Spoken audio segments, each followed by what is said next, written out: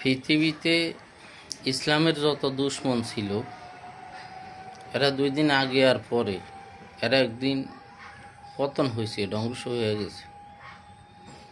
আজকে আমরা দেখতেছি বর্তমানে পৃথিবীতে সবচেয়ে ইসলামের দুশ্মন হইল ইসরায়েলের নেতা বেনিয়ামিন নেতানিয়াহু। ওনারও পতন বেশি দূরে নাই।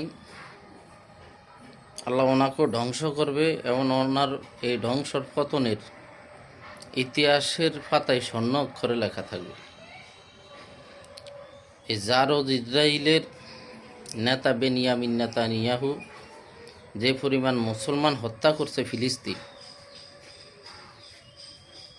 এর নিন্দা সারা বিশ্ব জানাইতেছে।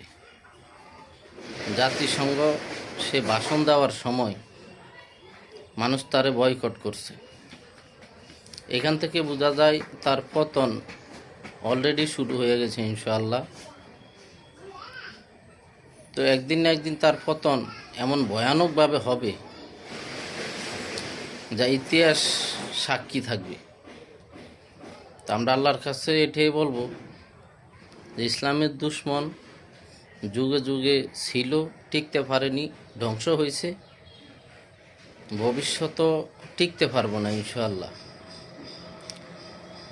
এই বেনিয়ামিন নেতানিয়াহুর আমরা ধ্বংস অবশ্যই দেখব ইনশাআল্লাহ।